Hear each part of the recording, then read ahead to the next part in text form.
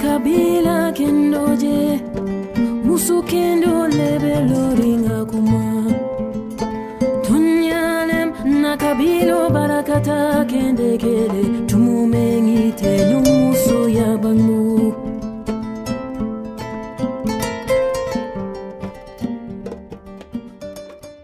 Good morning, everybody. You are all welcome to this important gathering. We are on a workshop, we are on a in-service training. This in-service training is sponsored by FASDEP. FASDEP is one of the major projects in the Ministry of Agriculture trying to help farmers to alleviate poverty in the country. So our main purpose of being here is to refresh our minds on the issues on horticulture, especially on vegetable production. As you are all aware, the rainy season is fast approaching, and we want you people to get ready so that you can address issues at the right time, and within these 3 days we'll deliberate on several subject matters relevant to your job. Mr. Chairman, I am singularly honored and privileged to be here in this opening ceremony of the training on Farmer Field School concept and principles supported by FASDEP. This is an important strive towards impacting significant production information to the frontline extension workers for onward transmission to the beneficiary farmers. This is a magnificent intervention that will improve production and productivity in the gardens, and by extension promote income earning of the women or whoever is participating in that activity, and equally boost food and nutrition security and improve health of beneficiaries.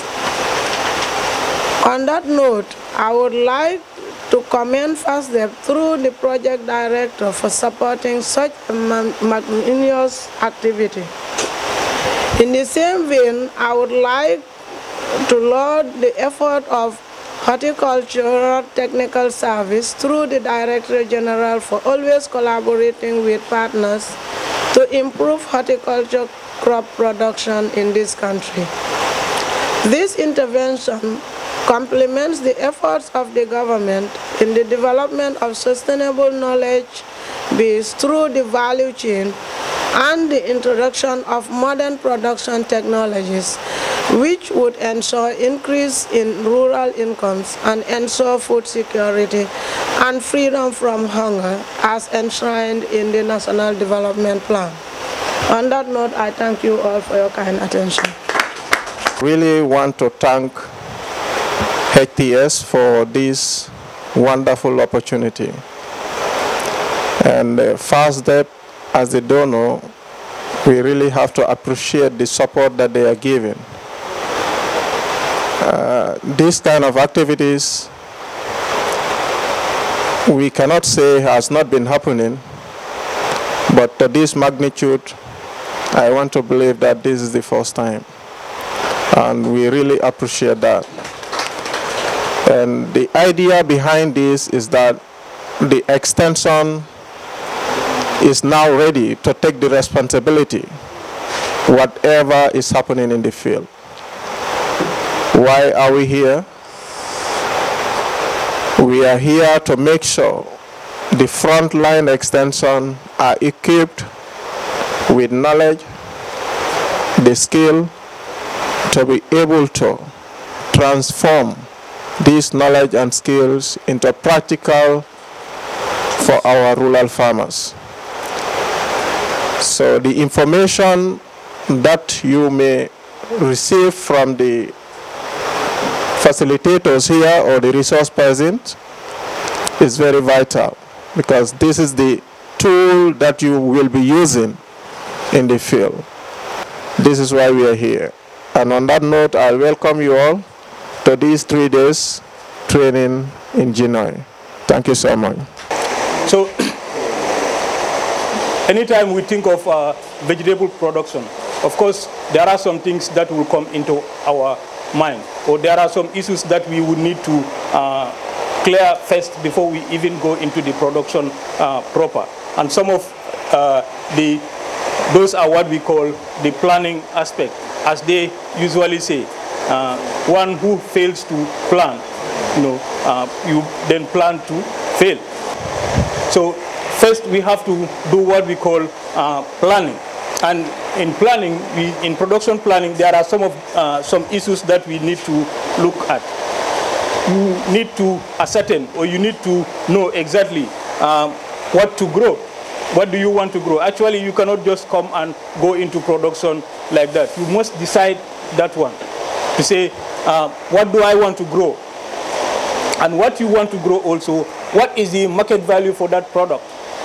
Of course, that also needs to be ascertained. You need to know whether this product or this produce that I want to produce, of course, is it marketable? Like probably if you regionalize it, you want to go to Nyomi. Maybe if you produce lettuce in Nyomi, probably it might not be very marketable there, because maybe Nyominkas don't know that one. So you have to look at the market value of the product, produce. Also the cost of production.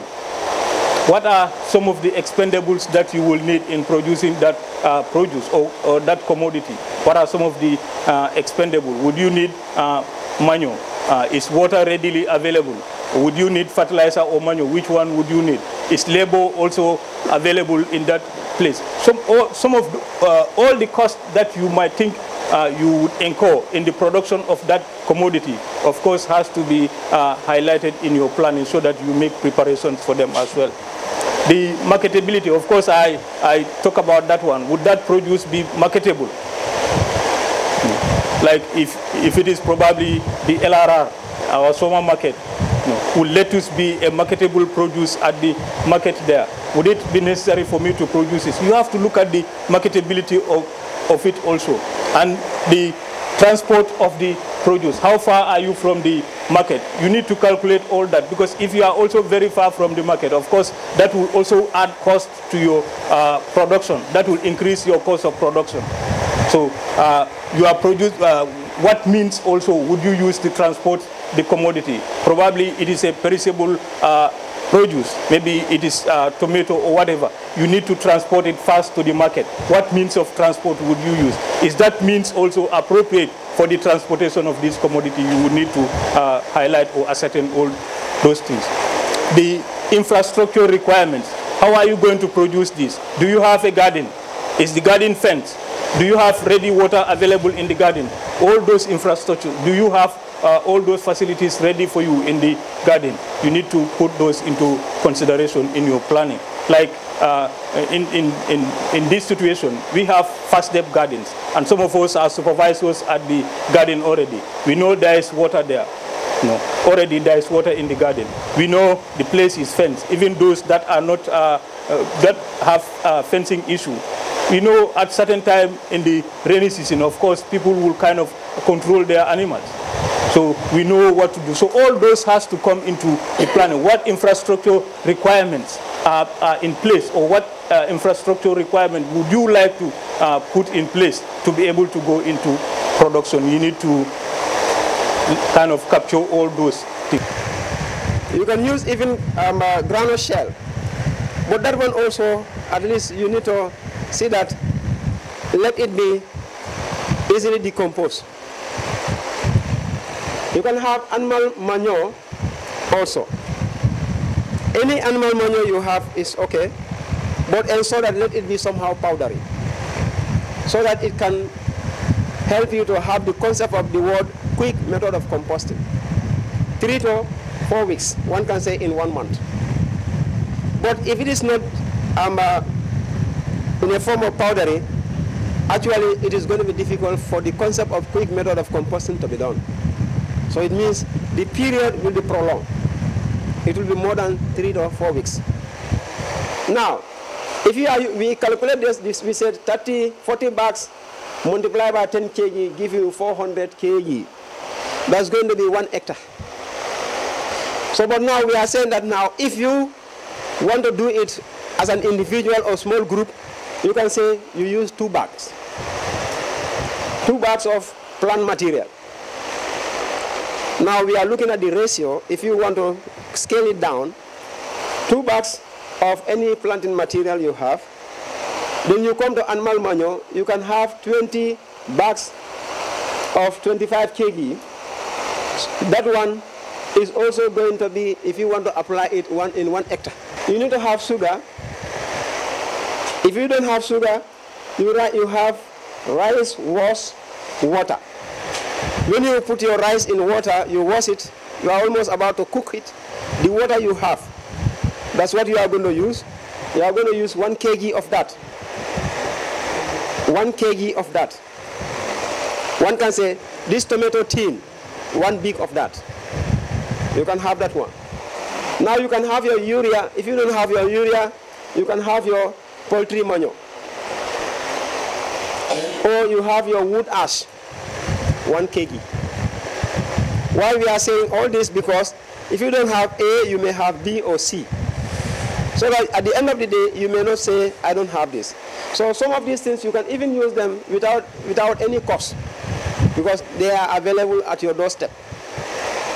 Now you can have vinegar or lime, 1 liter. Now, so you have water, you have 30 to 60 liter, then add extra water to moisten the material. These are the ingredients you need to have with you. So if you have all these things, what you are going to do is, you are going to the next step. You have your rice straw or wood ash, sawdust or rice straw. You have your animal manure. You have your topsoil. You have urea, vinegar, sugar. So you put them in solution. And so that let it be properly mixed, because the water you are going to apply here, at the end of the day, you are not going to apply any other water. So now when you do it, you mix the rice straw with that of animal droppings and topsoil. When you mix them in this way, now it means everything is mixed. You sprinkle the solution of vinegar, sugar, urea, and apply water to the mixture. So now you mix everything, add everything there, mix them, let it be properly mixed and have good moisture content. Now, then add extra water to the mixture to make it moist. Press the mixed with your hand. Then when it is wet, then the moisture content is enough. So when you mix it, you are going to take some and hold it like this. So you will see it will have a drop of water. It will do it 3 times subsequently. It will tell you that yes, this is fine. So at that level, what you are going to do is you are going to gather everything at one place. Gather it at one place where you will have sunlight and where you will have shade. So that, because you want to enhance good temperature there. If the temperature is very, very hot, it will be difficult. But if the temperature is also very cool, the maturity of the mixture will be prolonged. One thing here is between 25 participants and 30. For the farmer field schools run by NEMA, most of the time we stopped at 25. Others would go up to 30. There are cases when people may go beyond 30, but it's not highly recommended. I can remember having a school of 31. The approach uses discovery-based learning methods to improve farmers' agroecology knowledge. Each farmer field school has IPPM plots managed by the participants and plots cultivated in the way normally used by farmers. Season long, from site selection to harvesting and marketing. You should meet every week. Not fortnightly or lying down at home until you hear the monitors are coming. It should be weekly, please. The training strategy, having its foundation in non-formal education principles, emphasizes learning by doing. I said this here. Learning by doing. You do it yourself in a farmer field school. There is nothing like the teacher standing in front of the class. It's just like I'm trying to facilitate a discussion here. It is not the formal way of learning, the teacher delivering everything. No. It has to be learning by doing. And the participants themselves have to do it on their own. Only to be guided by the facilitator. Because we want to empower them. Protection services. This is the order of the day. You have to control, you have to manage. But the management procedures, the methods, all what you want to adopt as your approaches must be integrated. Many options. You combine them and they have to be suitable to the problem, and they must be integrated as well, because some options can be antagonistic. They cannot go together. Then you have to select from those options which are compatible and which are suitable for the particular problem you want to resolve. Now this presentation will be focused on post-harvest handling, processing and storage. Okay? So if you look at post-harvest management practices, what is that?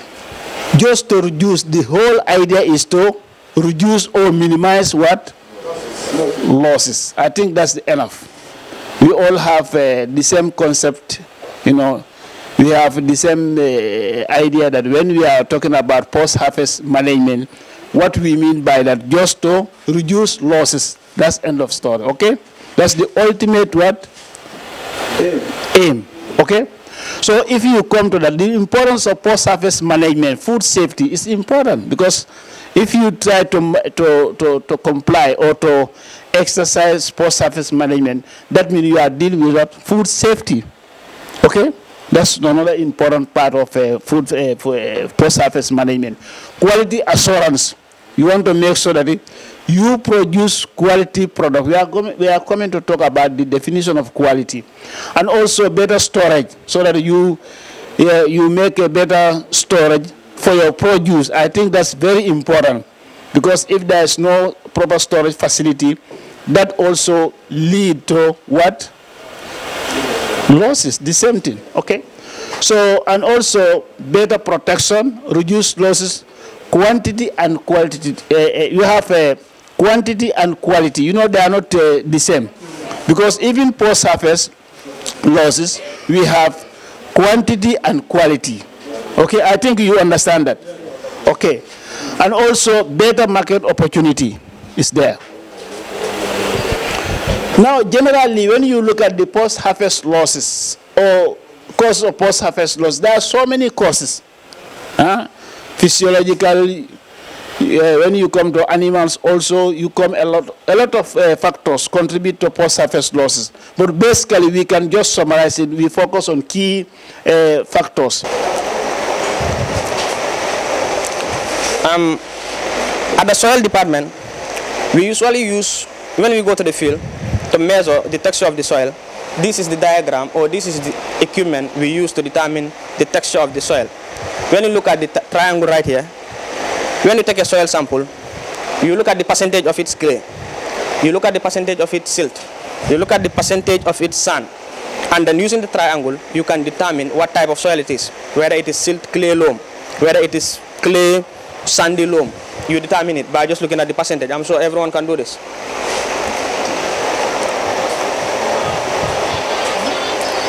The second important physical soil property is the soil structure.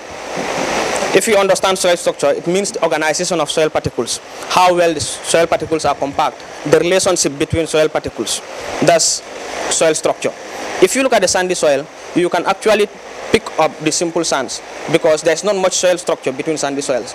But if you go deep to silt and clay soils, there is a very big structure between them, and then there is a big relationship between salt and clay. And then this is very useful in plant growth because soil structures, they affect aeration, they affect soil compaction, they affect water retention, and they affect soil temperature.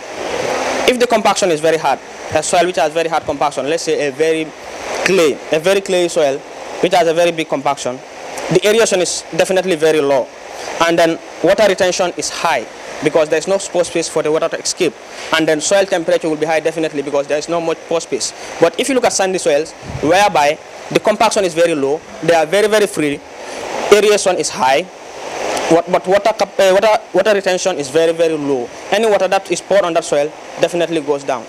That's what soil structure is. Now, when you look at marketing,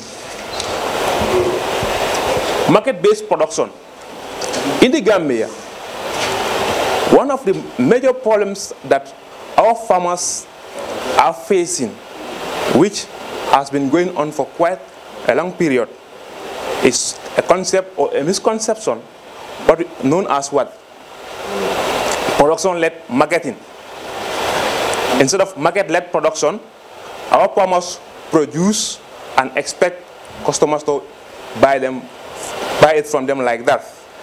Instead of market-led production, they always go in for production-led marketing. What do you mean by market-based production? When you say market-based production, in subsistence farming, farming decisions on what to grow or produce are made on the basis of growing for own consumption.